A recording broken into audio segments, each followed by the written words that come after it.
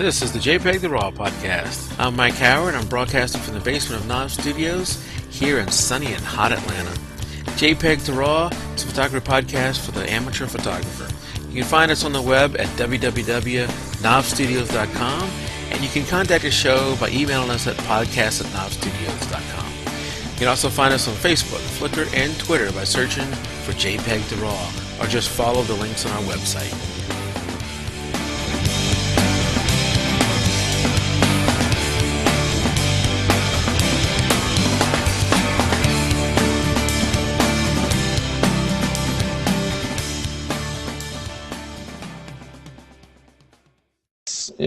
This is jpeg2RAW, show number 25, and it's January 17th, right, guys?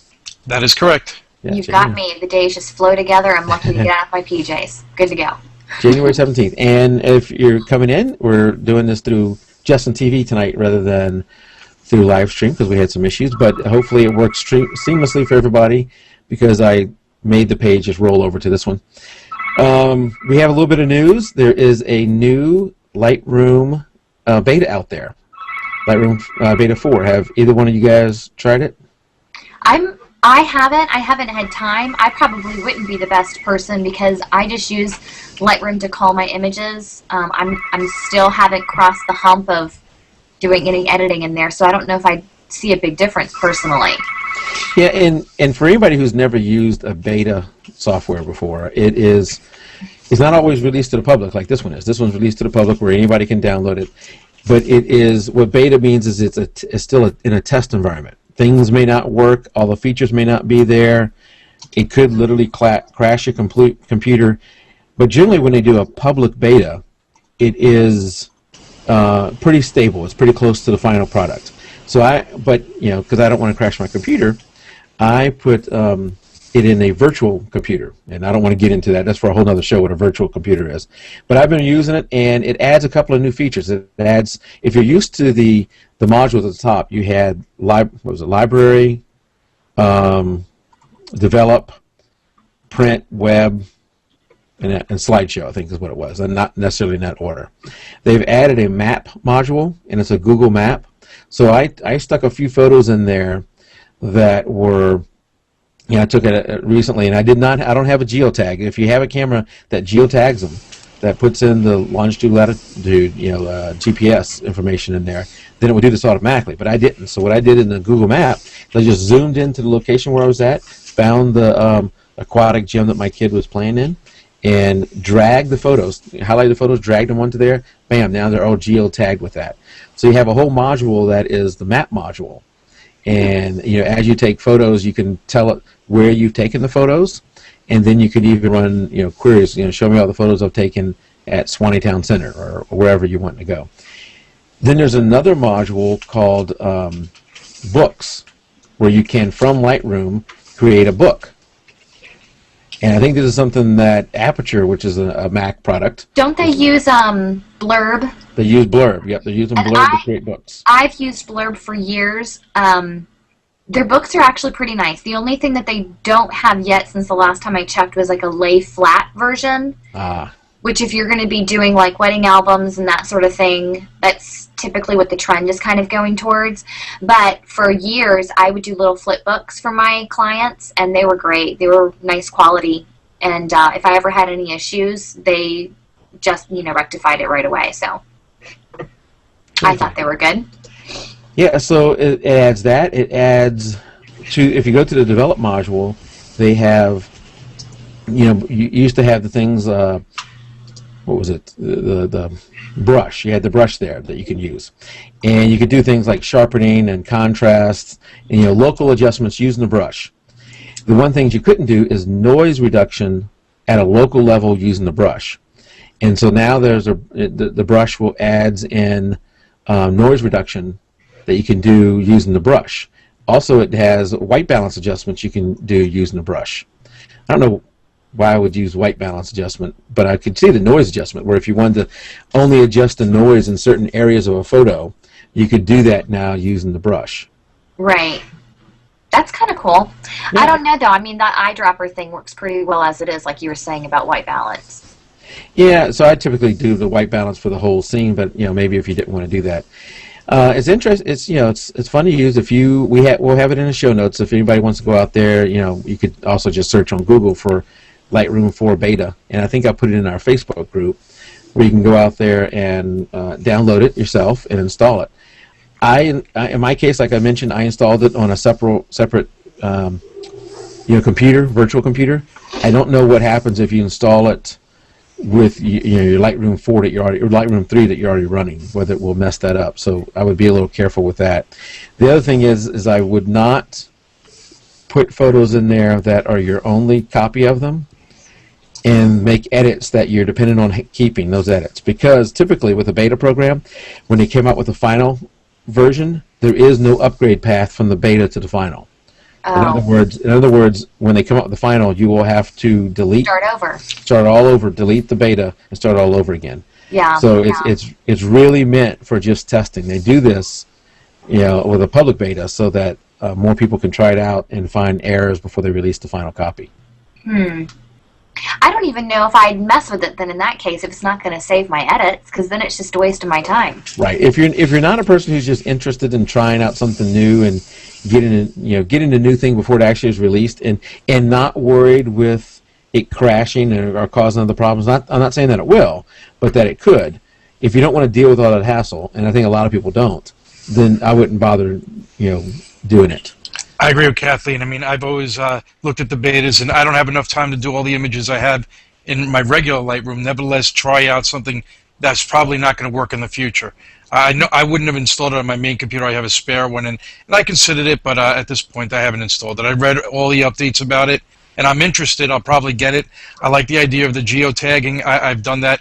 The camera I'm getting, the Sony, has that built into it, and I think also, I don't know if you mentioned it, you can email directly from within Lightroom, which is something you can't do right now.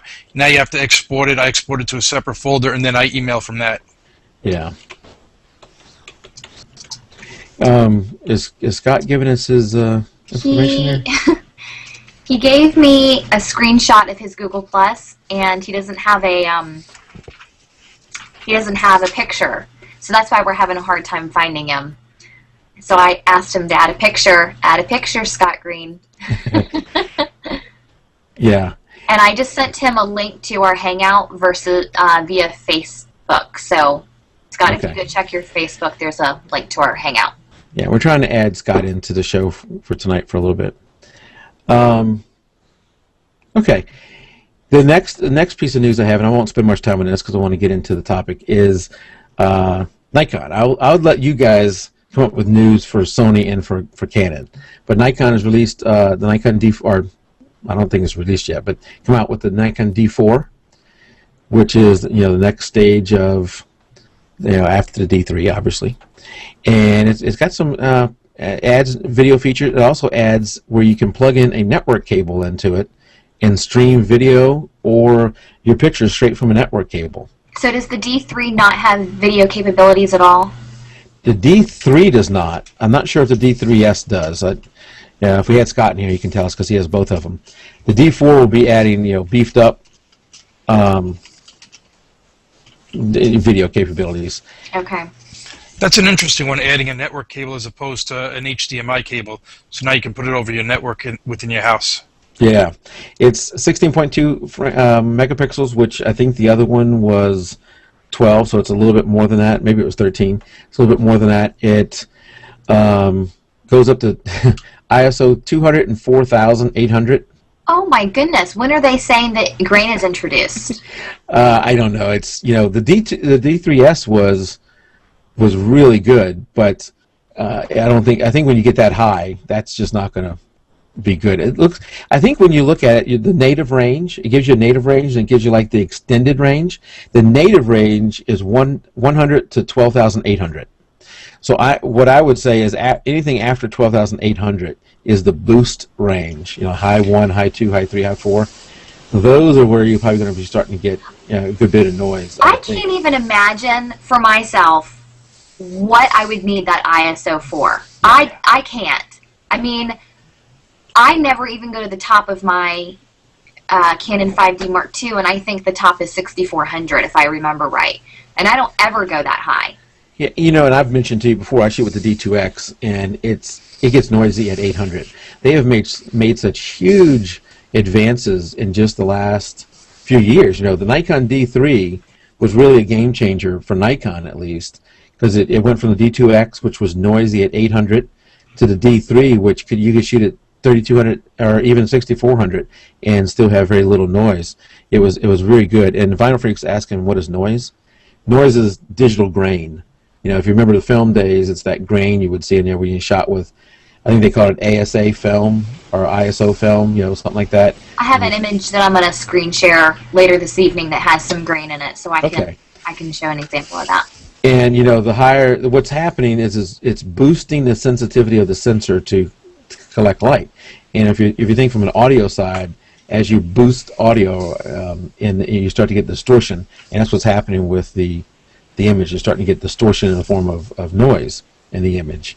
Not noise you can hear, but noise that you see. But, you know, I think that's pretty good, $12,800. I would love to have that, but it's going to come out at $6,000.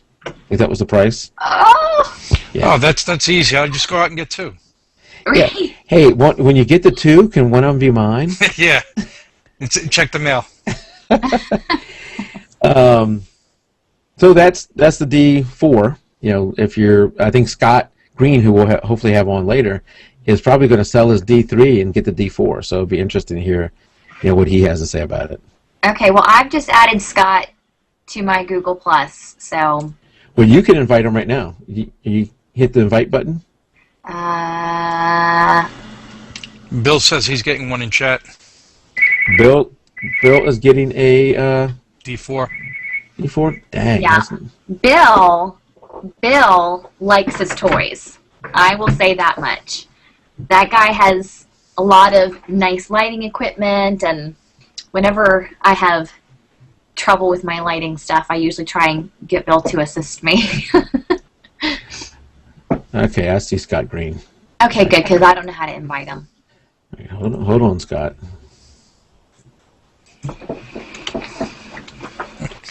Bill says he gets them all. Yep, he sure does. He gets them all? I am jealous. Yeah, we're all jealous, Bill. Well, now, Bill, are you a professional photographer? Yeah. Okay, yeah. Mm-hmm. Yeah.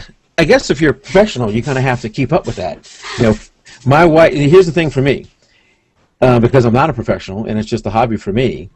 Anytime I spend that kind of money on my camera, my wife then says, "Oh, then that must mean I can spend that kind of money on other things." She's really. I don't want to make her out to be. I don't want to make her out to be bad. She's really. You're making her out to be smart, is what you're making her out to be.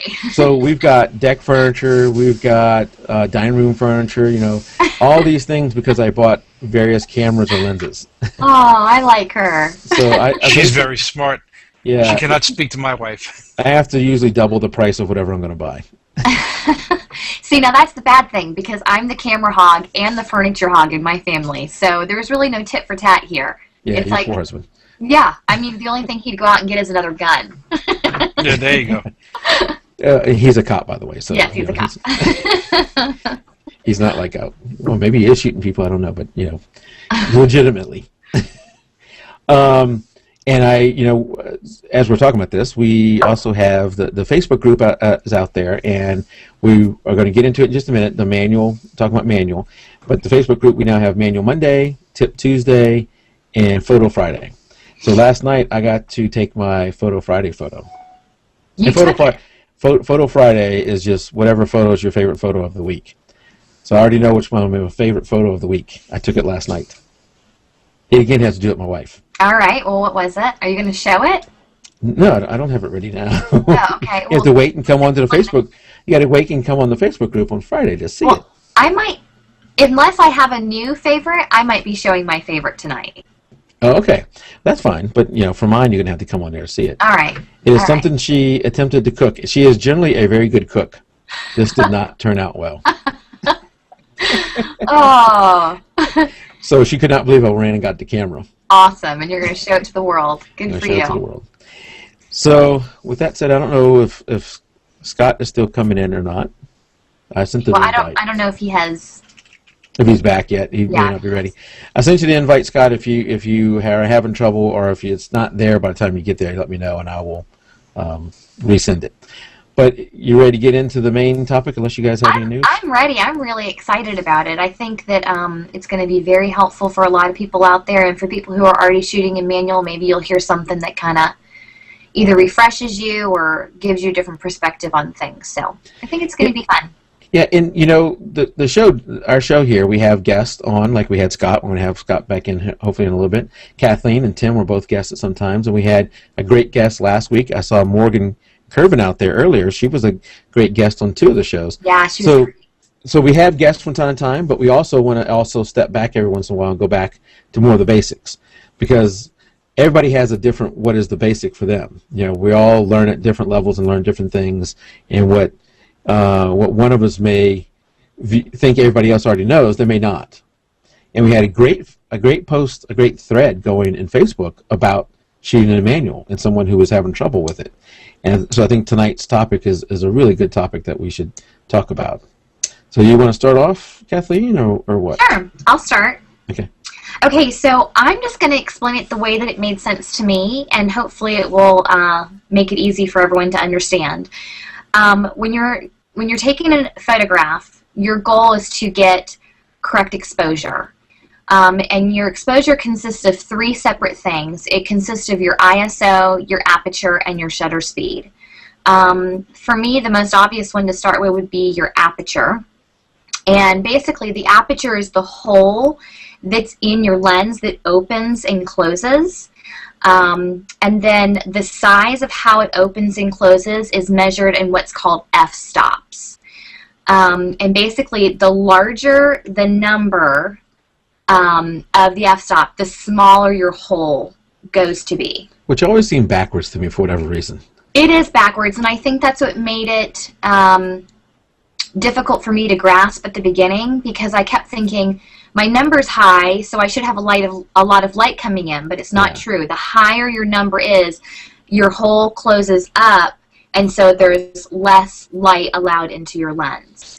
The way that I think about a lens, I liken it to our eyeball.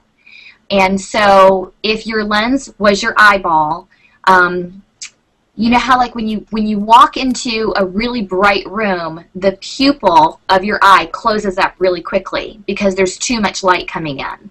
And then when you walk into a dark room, it opens up to allow more light in so that your eye can visually see what's going on.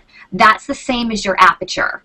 So if you want to allow a lot of light to come in, you need to shoot with a low number, making your aperture open up wide. And if you want to take light out of the image, you would shoot with a really high number and close your aperture down smaller. Now there's different aspects to it. If you shoot with a low number, meaning your aperture is really wide, it also means that your whole background is going to be blurred out. That's really great for portrait photography because a lot of times you want your subject to be what stands out in the image, and you can create that look by blurring your background.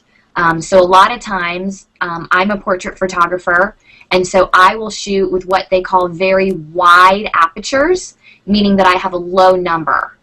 And then when you buy lenses, different lenses are capable of different apertures. So for example, my favorite lens is a 50mm lens, and the f-stop capability, it says 1.4. So that means it can go as wide as 1.4 if I want it to. And if I want to create an image that has a really nice blurred out backdrop, I want to use a wide aperture like 2.0 or 1.4 or a really low number. Hey, Scott. Oh, hey, Scott. How are you? Good, good. Good. I think I've got it. I'm glad you figured it out. Yeah, it's kind of tough. All right. Hey, Kathleen, one more thing about that. Have you ever noticed that with a lens that you can open up really wide, like your 1.4, it actually is brighter when you look through it with your eye than if you're shooting with a lens that is maybe a f5.6? Yeah, it's almost, you know what, I don't think that I've ever made note of it, but yeah, you're absolutely right. It does feel brighter to your eye, and that's because more light is even hitting your eye. Right, exactly. And so the opposite for aperture is true as well. If you're going to shoot with a really high number, like f22 or something like that, it's going to close the lens up, allowing less light to come in, and the trade-off is everything in the image is going to be in focus. So there's times when you're going to want to have the capabilities of both, when you want to have a blurred out background or when you want everything in focus. Like, for example, Mike, you do a lot of landscape photography. What kind of apertures do you usually shoot with? I usually shoot at a minimum f8, but I might go as high as f16. The one thing, I'm shooting with a wide angle lens, so it typically has more in focus than a 50 millimeter anyway. So even at 5.6, I'm going to be getting, and because I'm shooting at a distance, I'm going to be getting a lot of area in focus. Because you're talking about that blurred background, the lower you get that f-stop, the number, more wide open it is, the shallower your depth of field, the smaller the area that is in focus is going to be. So if you're focused, you could have such a shallow, at f1.4, you could focus on the eyes of a person and have their nose out of focus. And their ears. Right. So you have to be careful with that. So, that typically is not a problem for me with landscape because I'm shooting wide angle at a further distance, but I still will be at 5.6, I mean not 5.6, usually 8 or higher. My personal rule with aperture is that depending upon the number of people I have in my photograph, I don't ever let my aperture go below that number. So if I'm shooting 4 people, I try and keep my aperture at 4 and above. 3 people, 3 and above. And that kind of helps to keep the depth of field correct so that, you have their whole face in focus, or at least the eyes and the nose and the mouth. Maybe the ears might be blurred if I get a little crazy, but for the most part. I think that's it about as far as aperture is concerned. I mean, do you guys have anything you want to add to that? No, just I've never heard that rule. I don't know.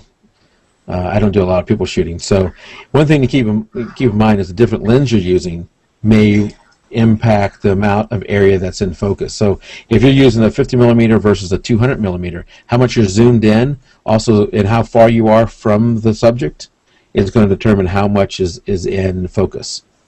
Right. Does that make sense? Yeah, totally. Scott, are we forgetting anything? Well, I guess I'm about the opposite. I do a lot of people shooting, and I got all 2.8 lenses, and I shoot pretty much wide open about 90% of the time. Really?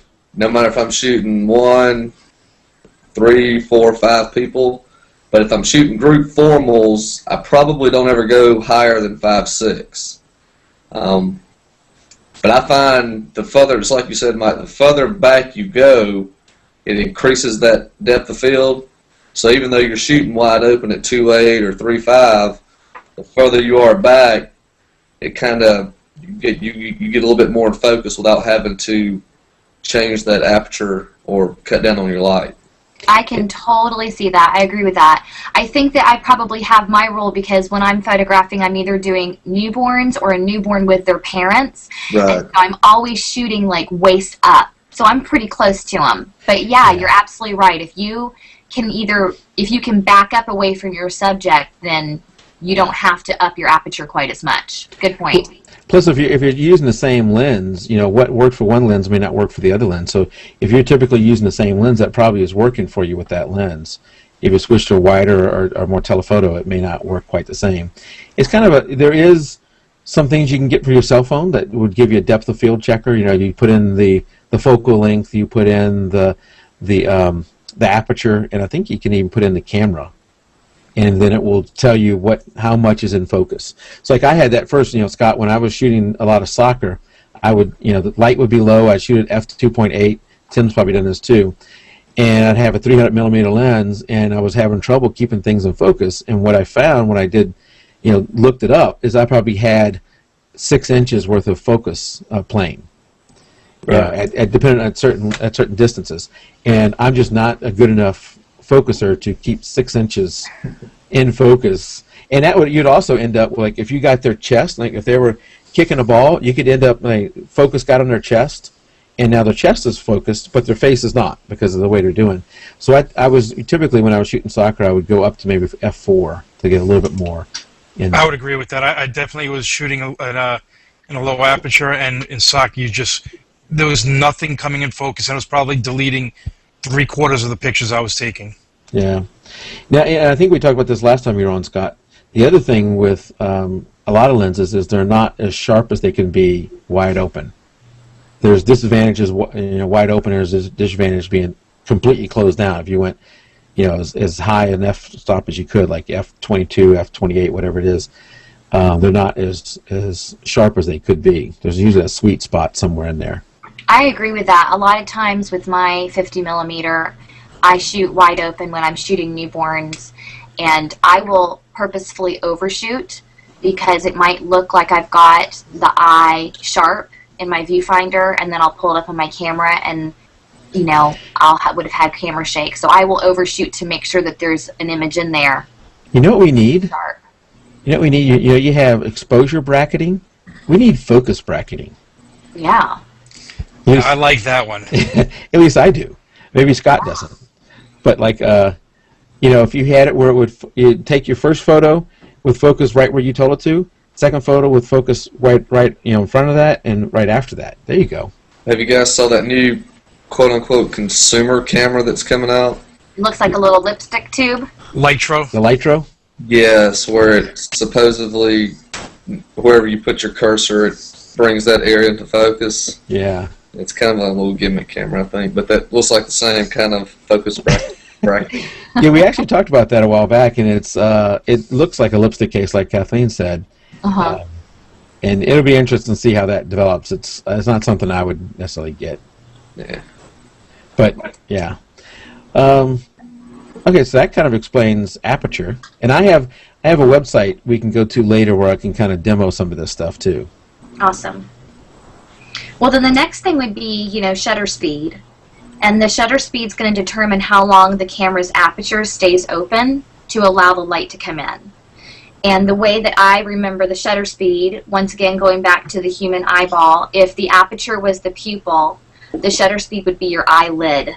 So when you hear your camera kind of go click, click, that's your shutter speed opening and closing. And if it's really slow, click, click, it means you have a really long shutter speed, and if it's click, click, it means you have a quick one.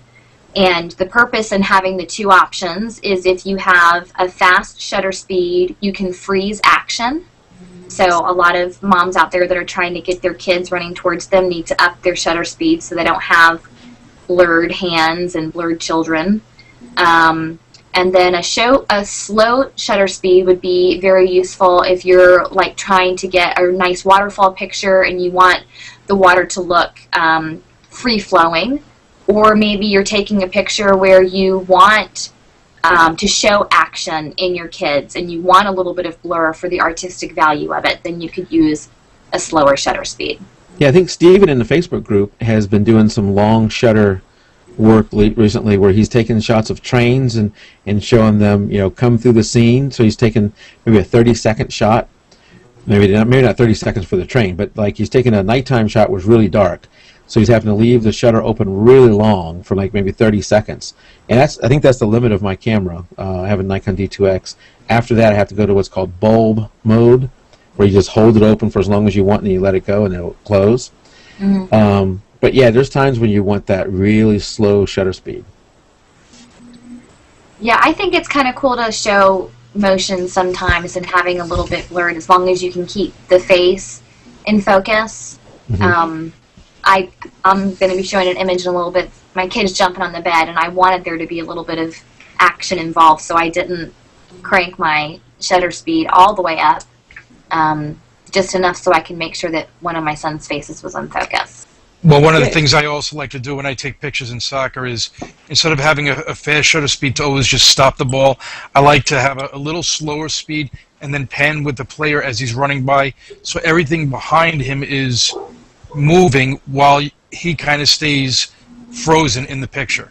I mean, it takes a lot of practice to get that right, and I don't always get the shot I'm looking for, but it gives that sense of motion versus just a kid stopped right in front of you or across the field.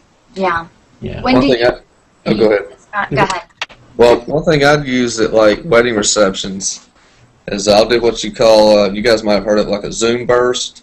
Mm-hmm. Is I'll slow my shutter speed down to like a 30th or 40th of a second, and I'm also using external flash that's going to freeze my subject, but at the same time, when I snap the shutter, I'm twisting my zoom to either zoom in or zoom out, and it typically wherever the center of your lens is going to stay fairly sharp, and everything else is going to kind of blur toward the middle or outward from the middle. It's kind of cool. I've tried that, and I've never had any luck with it. Yeah, I'm the same with Tim. I've tried it multiple times. I can never do it right. So that radial blur effect that they have, there's like a layer you can add in Photoshop. Yeah, it's not so much round. It's more of a, almost reminds me like on Star Trek when I used to go into warp speed. Base, right. Just kind of pulls everything on the side in. Right. But I think that's the key how I can usually pull it off is because I've got external flash, and as long as that flash is hitting your subject, that's freezing, and everything else is kind of going off to the wayside. What kind of shutter speed did you say you were using? Usually about a 30th to a 40th of a second. Okay. I might have to try that with my kids jumping on the bed next time. That sounds pretty cool. Yeah, just take a lot of pictures because I've tried it and I haven't been able to do it successfully. So it takes practice. Well, you're probably doing it during a slow dance, not a jump on the bed, right? Slow dance? What? Yeah, slow dance. Yeah. Yeah. Oh, it's him. Scott doing it. Right, when he's taking the picture.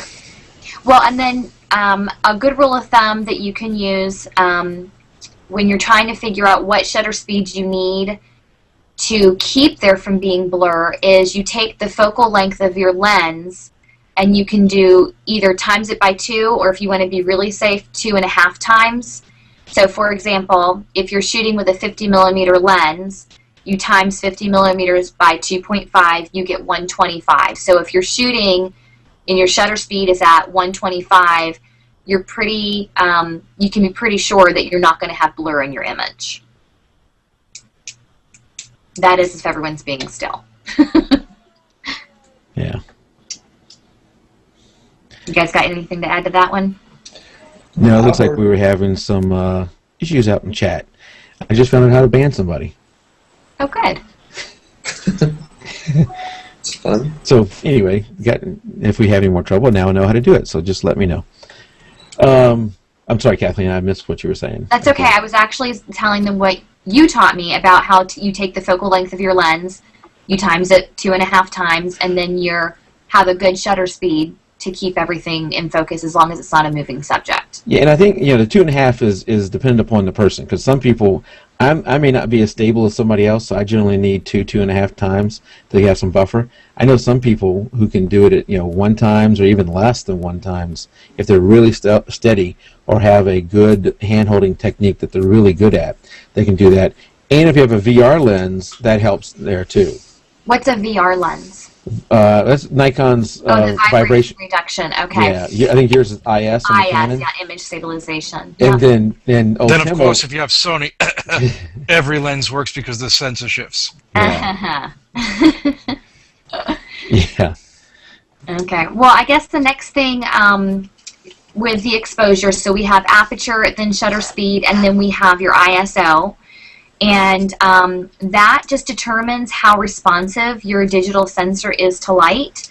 We actually did Monday, on Manual Monday, on the group, jpeg2RAW group, we talked about ISO. And the way that I remember ISO, and when it finally clicked for me, is when I started shooting, I was shooting with film. And even if you weren't shooting with a DSLR with film, everyone's had a little point-and-shoot camera at some point in their life that they had to put film in it. And every time you were on your way to an event, you would have to stop at the local CVS and grab yourself some film, and you had options, and all of the boxes had numbers on the outside of the box. The most typical ones that you'd see were like a 400 speed film or an 800 or maybe a 100. And what that meant was it would tell you right on the box, use this in low light situations. And so That's the same thing as ISO, basically. The higher the number of your ISO, the more responsive your sensor is going to be to light. And the lower it is to the ISO, the lower the number is of the ISO, your sensor is less responsive. And when you're in a great lighting situation, let's say that you have open shade and you can really see your subjects well, you can use a really low ISO number and get great images. But when you're in a low light situation, we need to help the sensor be more responsive to the light that it is getting. And so you will up the number of your ISO, allowing your sensor to be more responsive and getting better images. But there is a trade-off. The higher the ISO number, the more grain is introduced into your image. And grain is like the little dots that you can see all over a photograph when you shot in a low light situation. But the good thing is that with most DSLRs these days, they are pretty great at handling high ISO numbers. Not all of them. I know, Mike, you said that you can't shoot above an 800 without seeing grain. Yeah, anything above 800, and I have a D2X, which is several generations old at this point. And anything, even at 800, I'm starting to get quite a bit of noise in there, or grain. So, you typically want to shoot at the lowest ISO you can, given the light situation. You want to shoot as low as you can, unless you're trying to create a grainy image, which I would suggest you can do a lot of that in post-processing if you want to create grain later. I'd rather start with as much grain-free as I could, and then add it later if I needed to. Yeah, I can see that. The graininess, a lot of photographers will intentionally add it, kind of like you said, to add emotion or grit to their pictures. It doesn't ever bother me. Of course, if I'm shooting a newborn, I want to keep them as clean and crisp as possible.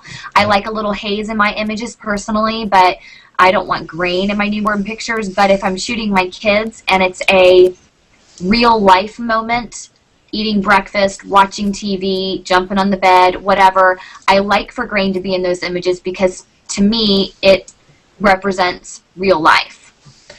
Yeah, let me ask you, when I'm talking about noise, maybe we should go around the room and say, what do you use to reduce noise? Maybe we can start with Scott. I know Scott has a D3 and a D3S, which are just absolutely... Is Scott still there? Oh. Yeah. He has a D3 and D3S that are absolutely amazing with noise, so maybe he doesn't have to do much. So he may have to think back to the days before those cameras. Well, I've got a few side shooters from time to time that I've had to do some noise reduction on. Yeah. And there's a software I purchased, I don't know, I think it was about 2 or 3 years ago. It's called Imagetronic, I believe is the name of the software. Okay. And it's basically a noise reduction. The only downfall, you have to bring it in one image at a time. Okay. Which, over a reception with one camera, it can get kind of tedious. But it works really, really well. It's just... that's the only downfall to it. It's just bringing in one image at a time. Okay. I guess I'll go next. I've used Neat Image before, and then I went to Noise Ninja, and I like Noise Ninja better than Neat Image. And I still have that for Photoshop. I have a plug-in for Photoshop using Noise Ninja, but I typically do most of it now just in Lightroom. Lightroom's noise reduction is decent, and I will do that. So if I bring in, like if I shot 800 photos of a swim meet and they're all at ISO 800, I'll bring in one of the darker ones, get the noise the way I like it, that one, and then just copy that noise adjustment to all the rest of them. There's a Photoshop secret, like if you have a lot of noise in a blue sky, yeah, you can actually go to the, I think it's the blue channel, and actually do a slight Gaussian blur on that channel, and it clears away that sky blue noise a little bit. Just a little. I like that. Right, it's the wide open areas that are going to show the noise the most. Right. You won't see it in somebody's clothing, you'll see it in the sky. Yeah, typically the blue is usually the noisiest channel. Yeah. Or the channel that holds the most noise, I guess. Right. What do you use, Tim? I use Lightroom. I really just try not to get noise in the image in the first place. I rarely shoot above 1600. More often than not, it's going to be 800. If I'm going to have a problem shooting where it's going to introduce noise, I'm not really going to take the picture. Well, Tim, when you ship me that D4, I won't have to worry about noise anymore either. This is true. Kathleen, what do you use? I don't. Oh, okay. I guess after this conversation, I'm going to have to look into it, but I haven't been. Well, I guess I'm the only one with the old camera, the D2X, that still has crazy noise. Well, I don't know. I mean, have you had side shooters, Scott, that use the 5D Mark II, and do you deal with a lot of noise with that camera? No, the only issue I've dealt with the 5D is, and I can't remember if it was the first generation or the second generation, it's just been a focus issue. Yeah. But as far as noise goes, I think it's full frame and it handled it fairly well. So. Mm-hmm. Kathleen, is yours full frame? Yes, mine's full frame. Tim, is yours? No, I'm cropped. I think that's where the move to full frame has really helped the noise, battling noise. I think the D3 wasn't that Scott, the first full frame for Nikon? That was Nikon's first full frame, was the D3. And that was, that was a game changer for Nikon because it was full frame for one, and it was just incredibly good in noise, and really shifted the tide from Canon being best with noise to Nikon being best with noise. Full frame is basically, the way that I read about how full frames handle noise is obviously you have more sensor to take on less light. So to me, that was explained to me as kind of like a crowded room. If you got more room, it spreads it out rather than bunches it all together. Exactly. That's kind of how I read it. You see that with camera phones and point and shoots. As they get higher and higher megapixels, they're cramming them into a smaller space, and that makes the noise worse. Right. And I think that's part of the problem with my D2X is because it's a 13 megapixel, almost 13, camera that's the crop sensor, and it's just really tight, and that's one of the reasons it made the noise worse. One of the questions in chat was, is anybody using on-camera noise reduction? And I don't use it. I don't. No, I don't either. I do everything, shoot and roar, and then take care of it I've never heard of it, to be honest. I've never heard of an on-camera noise reduction. So, it's buried in a sub-menu on most cameras. And I know mine has it for long exposures. I don't know if it has it for regular shooting, though. Yeah, definitely. Now you say it, Mike, mine will do it automatically. If I take a 10-second exposure, I can expect 10 seconds of processing by the camera to get rid of noise in it. And does that still work if you shoot in RAW? Yeah, it's doing it in RAW also. Yeah, but is it like most things in RAW where it's just a sidecar information, not like a true edit to the image?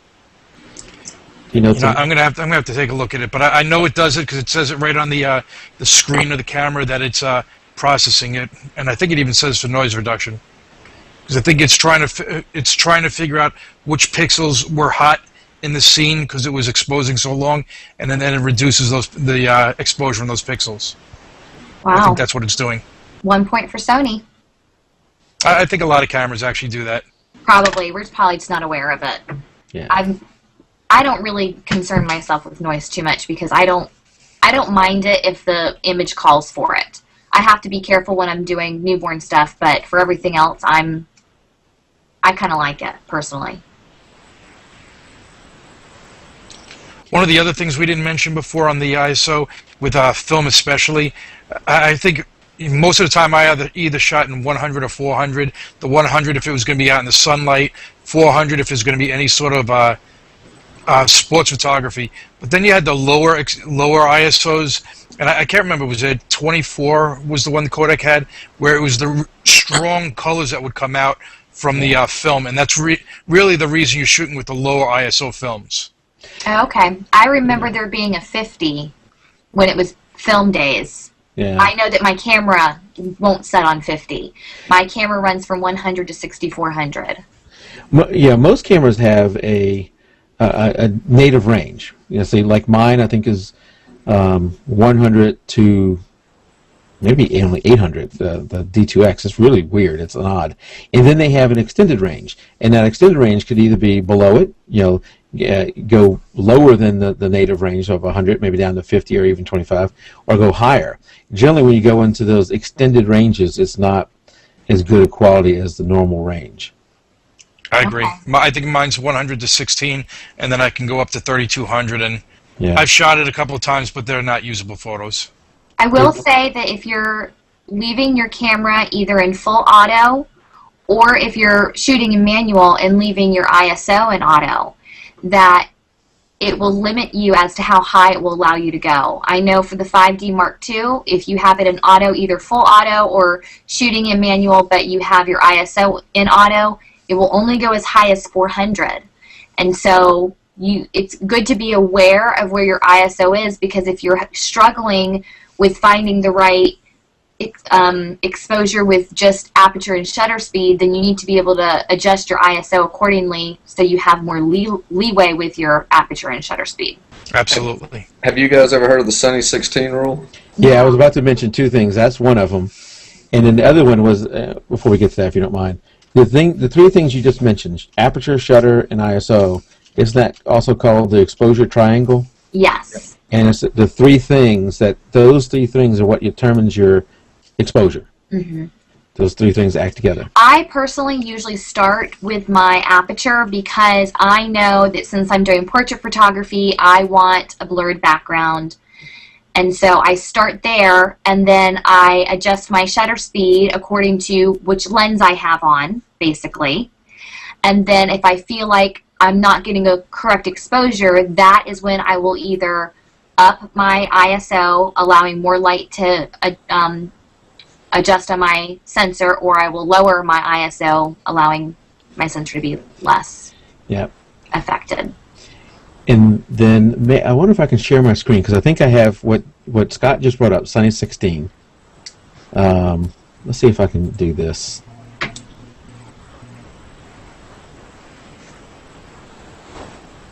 Can you guys see that? Mm-hmm. Okay. And Scott, I'll start off if you wanted to add to it. But this is a little camera simulator that you can get. Wow, you can't see the whole thing, can you? They can't see the lower part with all the adjustments. Yeah, that stinks. Well, you can see part of it there. You can see what I've got. There's settings below this, and we have this in the show notes, or I'll add it so you can go here yourself. It's an SLR camera simulator, and I've got 16 as the shutter speed, as the aperture, ISO 100, and then that results in a 100 shutter speed, 1/100 shutter speed. That's the Sunny 16 rule. If it's sunny out, and you set your camera to ISO 100 and f16, then your shutter speed needs to be 1/100. And people who are really good at math can then say, okay, it looks like it's a little bit cloudy. If I adjust this down to f8, then I need a shutter speed of this. I generally can't think about it that fast. Okay, that just flew right over my head. So can you say it again? Yeah, if it's the whole thing. Yeah, so I get if it's a sunny day outside. If it's a sunny day outside, and you set and what we're trying to do is create a starting point. That if you know that this starting point results in a good exposure, then you can work from there as you change either your aperture, ISO, or shutter speed to keep that good exposure. It's a way to meter without using the camera to meter. Okay. So if it's a sunny day, and you set your lens to f16, ISO 100 on the ISO, then your shutter speed would be 1/100. Okay, and that'll result in a basically. Yeah, in a nutshell, what they're doing is the way the Sunny 16 is for outdoor photographers. The starting point, just like Mike said, set your aperture f16, and basically it's whatever your ISO is, your shutter speed is going to be the reciprocal of that. So if you're shooting with ISO 400, you're going to be shooting at 1/400th of a second starting out. Oh, gotcha. Okay. So if you're shooting at ISO 100, then start out at 1/100th of a second, and then, like you said, kind of adjust it accordingly to get what you need to get. But it's basically an inverse of your ISO for your shutter speed. Okay. That brings us to metering, because I guess you would use that mostly if you don't have a way of metering on your camera, correct? Yeah, typically I think Sunny 16 was back in the 35mm film days before cameras got savvy with meters and all that jazz. Right. Okay, so what he means by savvy with meters is all, well, I'm not going to go as far as saying all, but most DSLR cameras right now that I know of have a metering system right in the camera. And I know for the 5D Mark II, it's on the top, and it looks like, how do you explain it? It's just a row of little dots that goes across your screen at the bottom, and it has... Hold on, I'll share that again. Yeah, I had, with that thing I just had. Okay, cool. Okay, when y'all can see this, there it goes. Yep. Yeah, that little row down there. Can you zoom in on that screen so they can see it closer? I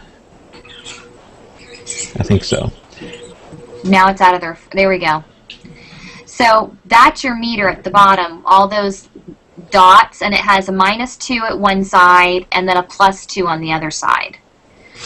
And metering is how the camera measures the brightness of the subject. So your meter of your camera is actually measuring the light that is bouncing off of your subject. And so sometimes it can be right on, and sometimes it's not so great. But there are 3 different ways that you can use your meter, and you can set your camera to do this for you. One of them is called matrix metering or evaluative metering. And what that does is it takes everything that's in your viewfinder into account. So all the light that's being reflected off your subject and is coming into your viewfinder, it's taking all of that light into account, and it's going to meter off that light, and it's going to say, this is good exposure. Okay, so let me back up. On your metering on your camera, if your cursor is dead center, then that is a correct exposure technically. But part of finding your niche in photography is knowing your camera and knowing where you want your cursor to sit. A lot of times I can look at the back of my camera and see an image I just took and know whether I'll need to underexpose or overexpose purposefully to get a better image. Am I saying that correctly? Okay. Scott just shook his head, so. So the first type, like I said, is either matrix metering or evaluative metering. There's 2 different names depending if you're with a Nikon or a Canon. And what that looks like, it looks like a bracket with a dot in the center. So if you're looking on the top of your camera and you want your meter to take everything in your viewfinder into account, then you want a bracket with a dot in the center and you want all of it selected. Are you pulling out your camera, Tim, so you can show them? Yes, I was. Well, I was looking at the camera for myself to see where it is. It probably won't. You probably can't see it on here, but it's right up here in the. Yeah, it's you can not see I have it focusing. set to matrix on my camera. I don't know if you can see it on that. If you look this up in your manual, they'll show you a picture so you can see it. The second type of metering is called partial or spot metering. This is really great for backlighting your subjects. Backlighting is when you have your subject and your light sources behind your subject versus the side or the front. And what spot metering does is it takes its reading according to the very center of your shot. So what that would look like is if you look for the picture with the 2 brackets and the dot in the center, you would just have the dot highlighted, not the brackets on the outside. And so instead of it taking everything that's coming into your viewfinder into account, you're telling the camera, I only want you to expose the light coming off of this dot, the center of your image.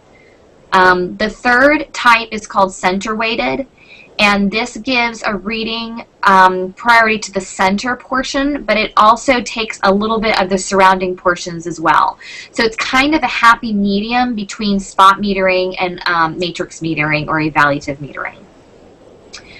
I personally do a lot of spot metering because when I'm outdoors, I like to backlight my subjects. When you allow the light to come from the back of your subject versus the front or the side, you're giving your image a little bit more dimension. Sometimes if you light your image completely from the front, meaning if I'm your subject and you position me so the sun is shining directly on my face, there's a couple issues. Number one, your light is going to be more flat, so you're not going to see as much dimension. Number two, if it's a really bright situation, you're going to have shadowing under the eyes and the nose that kind of looks funky and can make a person's face look odd. And number three, you're going to have people squinting in your photographs. So you either want to light from the side, or best case scenario, in my opinion, is to light from the back, so you can get as much detail in the person's face as you want. And in order to do this, you need to do a spot metering situation. So you're telling the camera to adjust the exposure according to the person's face versus all of the surroundings. You know, one of the things I do, I don't know if you guys do this. Yeah, can you hear me? Yeah. I have muted myself. Yeah. Well, one of the things I do is I have a little button on my camera on the front of it that you can program. Hold on. Had a little issue there.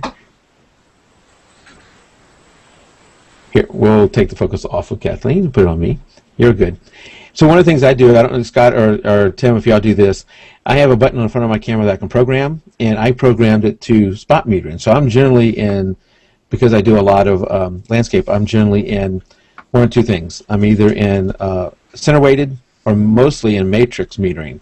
But sometimes I want to do a quick spot metering, and I just press that little button on the front of my camera that I'll reprogram to be spot metering, and I can do a quick spot meter, and then maybe change my exposure based upon that spot meter reading.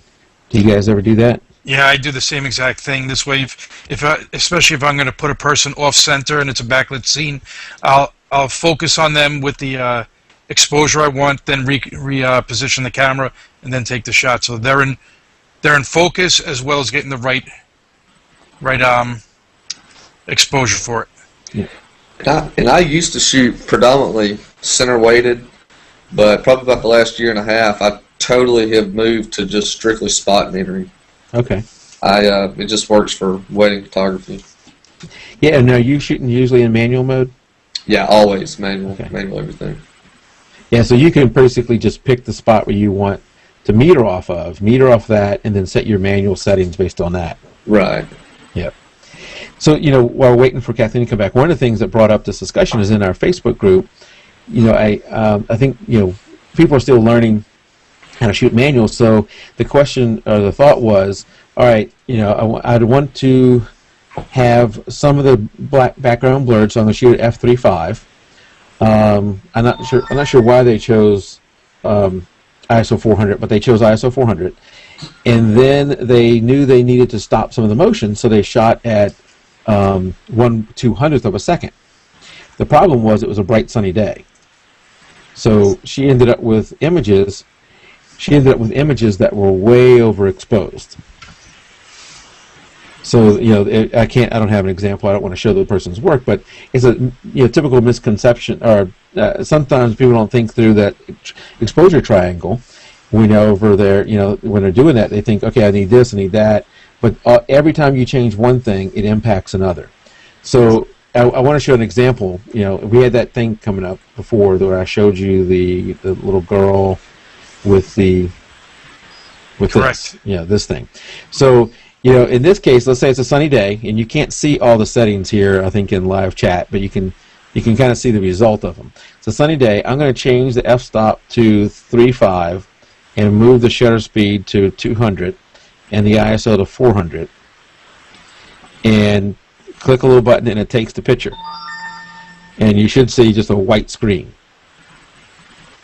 So it probably wasn't a completely white screen. But that's, hers was way overexposed because of that. And the one thing, if you want to shoot at f3.5, you want to shoot at ISO 400. It's a bright sunny day, I would say go down to ISO 100. But if you wanted, if you change it to 100, the thing you still have to worry about if you want your aperture at 3.5 is then you got to compensate with your shutter speed. And what you can see, what you could have seen if you look through your viewfinder, is that little dial, that little line. Can y'all see that? The line is all the way to the edge at plus 2 stops. It's in this case, it's actually more than 2 stops overexposed. Right, yeah. When mine gets over that, it'll stop blinking, saying that it's actually, or a little arrow saying that it's too far to the right. Yeah, so if you're looking through your viewfinder and you see that, just keep bumping your shutter speed up. If you want to maintain all the other things, keep bumping your shutter speed up until that thing comes back into the right exposure. Is that typically There's a question in the chat that they may have lost the live feed, Mike. What?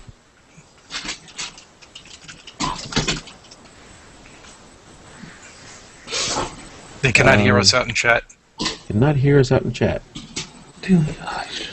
Hold on one second. Let me mute my mic. And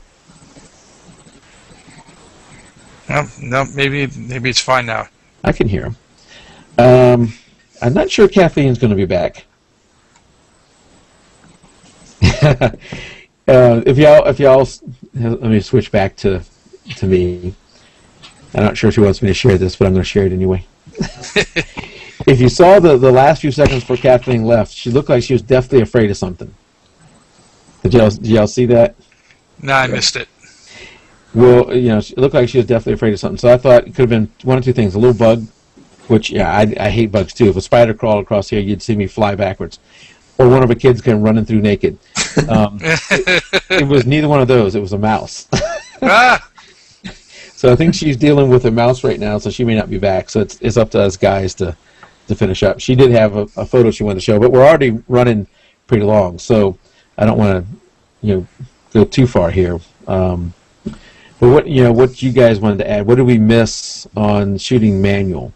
That little thing I just showed you. When you look through the viewfinder, make sure you look at that little thing to see if you're under or overexposed. And then, of course, the other thing you could do is after you take the picture, look at the histogram and the photo on the back. I think in this case, she might have taken a whole bunch of photos without looking at the back. I think if she looked at the back just one time, she would have seen a almost pure white image and said, "Oh, yeah, something's wrong. I got to adjust this."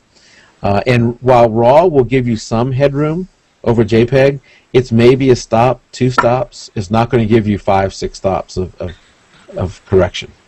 I think the biggest misconception that I had when I first started shooting manual, I thought it was going to be the end-all to all my problems. Yeah. Once I learned it, but I mean, people just have to understand that the camera doesn't, obviously doesn't see like we do. So, you either got to expose for your highlights or your shadows. You can't really expose for both. So basically, if you're shooting like people, you have to expose for the face, and you may lose a sky because of that. So that's just something a lot of people have to keep in mind when shooting manual mode. It's a give and take process there. That's a good point. 'Cause I wanted to bring that up earlier when we were talking about the D4 and all the advances they're making on ISO. They keep up in the megapixel. The one thing that really hasn't seen a lot of advancement in yet is the dynamic range. That's what you're talking about, the brightest brights and the darkest darks. Your human eye can see a really wide range, and your camera can't see that wide of a range. I agree. That has not moved probably at all in the past 5 years. And I honestly don't see how it could move with just one frame. I mean, you can do it, shoot multiple by bracketing, but the way the camera works, I just don't see how that can even be possible. Yeah, but you think the dynamic range of a film was definitely a lot greater than what a camera is. And I think that's probably the difference for the people that shot film years ago. You had a huge amount of dynamic range, unless you shot with, I think, slide film. It was what it was. But film, you had a lot of range and a lot of latitude. If you were off a little bit, they could recover it. And somebody mentioned in chat, something about HDR, and that's what I think Scott was referring to with a single frame, is that you can take multiple frames, blend them together, and create a high dynamic range image. And there's advantages and disadvantages to that. If it's a moving subject, it gets a little more difficult. But that's right. That's what I struggled with at first too. Scott, is I wanted to get everything exposed properly, and sometimes you just can't. You got to make your decision on what is not going to be, what is going to go to completely dark, or what is going to go completely white. And I think your image and I may be confusing things here, but I think it was your image, Scott.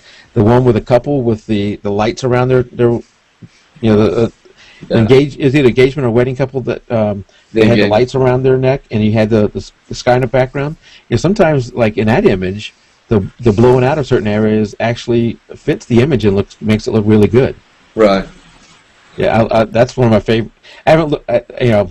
I'm sure I got other favorites of yours, but that's one of the ones that sticks out in my mind. Yeah, it's like I said, it's kind of, luckily we was in a situation where, the subject didn't need more light in the background or vice versa, so it all kind of worked at that moment. Yeah. Luckily. And we talked about the histogram, and I think some people have mentioned out in chat that would be great to have a show on histogram. That that's a difficult thing to learn because it is so different with each image. And while the typical thing is you typically want a more of a bell curve where things go all the way to the left, touch the left edge, touch the right edge, and a lot of data in the middle. That doesn't fit with every image. Every image is not like that. Some images you have a more dark area, more light area, and it's not wrong for the histogram to be weighted to one side or the other. So it is a complicated subject, and it's something that I think a lot of beginning photographers struggle with, that histogram. I think a lot of beginning photographers are looking for that perfect bell curve, and you're rarely going to get that. Right. Yeah. I just got a text from Kathleen. Is she back in here?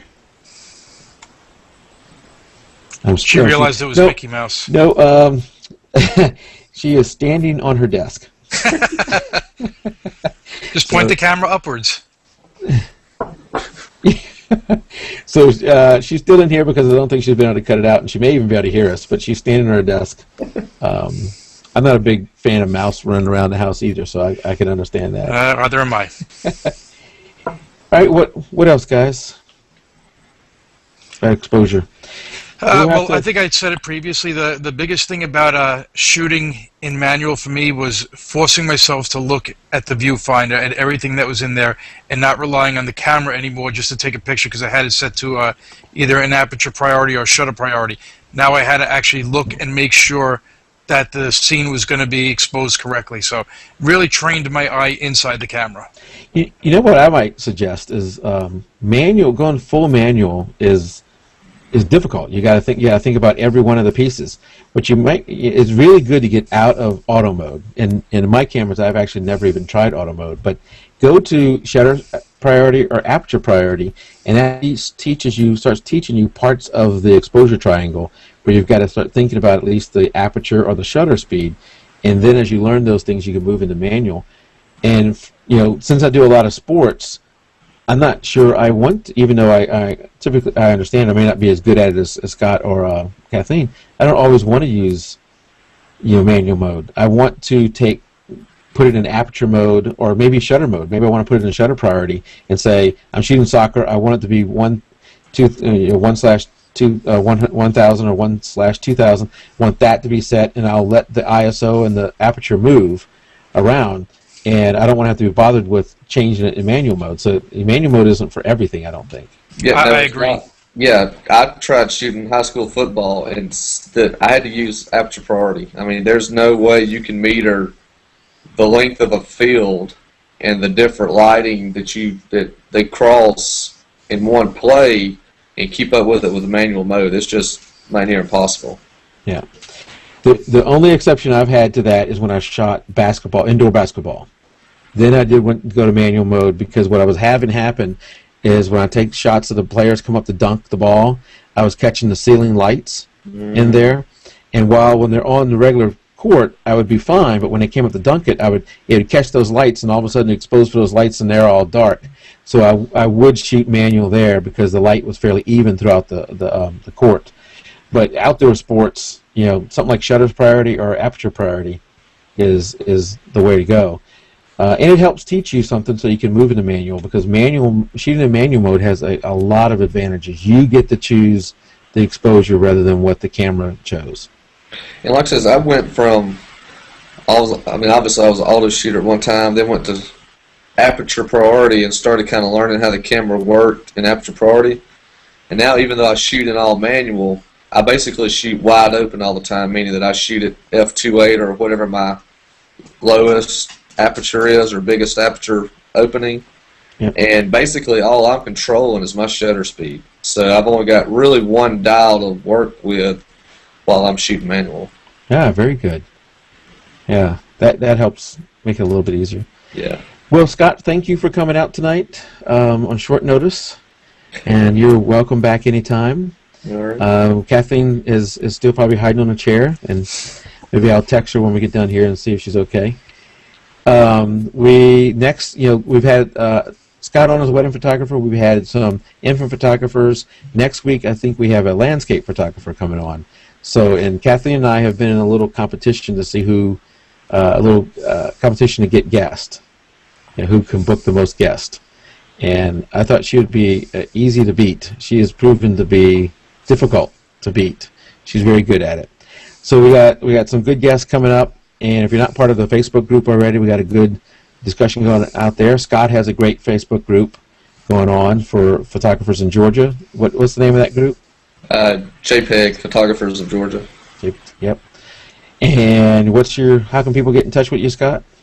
Best way is probably through Facebook. It's facebook.com/Scott Greene Photography.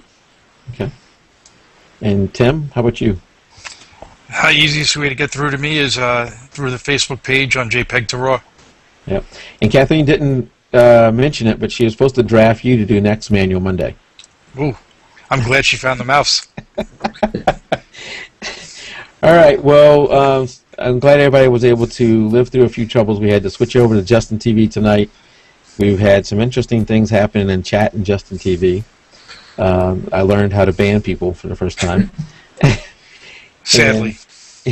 And a few other things. But I think that turned out to be a good show. So thank you guys for coming out. Thank you, chat, for coming out. And yes, Melissa, I'm glad I was able to get those people out of there. Sorry about that. All right, live stream. I think that's what end it for tonight. Thank you for coming out. Thank you, everyone. Good night, everybody. Scott, hang out for a second, Scott.